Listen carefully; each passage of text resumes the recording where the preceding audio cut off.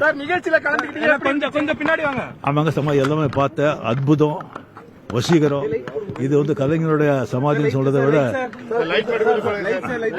Okay, ரொம்ப ரொம்ப அருமை, ரொம்ப அற்புதம். இது கலைஞருடைய சமாதின்னு சொல்றதை விட கலைஞருடைய தாஜ்மஹல்னு சொல்லலாம். அவ்வளோ அருமை.